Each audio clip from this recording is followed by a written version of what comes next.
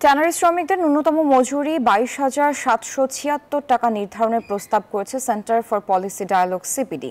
তবে এই মজুরি কোনোভাবেই বাস্তবায়ন সম্ভব নয় বলছে বাংলাদেশ ট্যানার্স অ্যাসোসিয়েশন।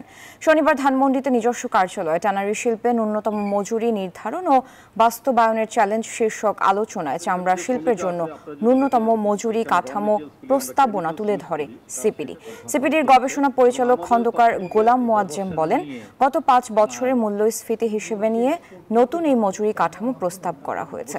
জবাবে বাংলাদেশ ট্যানার্স অ্যাসোসিয়েশনের সভাপতি বলেন, বিদ্যুৎ জ্বালানি সহ বিভিন্নভাবে এ খাতে উৎপাদন ব্যয় বৃদ্ধি পেয়েছে, বিপরীতে কমেছে এ খাতে রপ্তানি আয়। ইউরোপের বাজারে এখন করে আপনারা জানেন নতুন করে হিউম্যান রাইটস ডিউ ডিলিজেন্সের নতুন ল রুলস আসছে, যেটার ভিতরে ন্যূনতম মজুরি বাস্তবায়নটা একটা গুরুত্বপূর্ণ শর্ত এবং তাদের ব্র্যান্ড বায়াররাও দেশীয় ন্যূনতম মজুরি মানতে বাধ্য। সুতরাং সেদিক থেকে আমরা মনে করি যে মজুরি বোর্ড যেটা নির্ধারণ করে দেবেন সেটা যতটুকুই বৃদ্ধি হোক, সেটা আমরা ইউরোপের বাজারে সেটা নিয়ে আমরা পজিটিভলি আসলে সেই বেনিফিটটা নিতে পারতাম।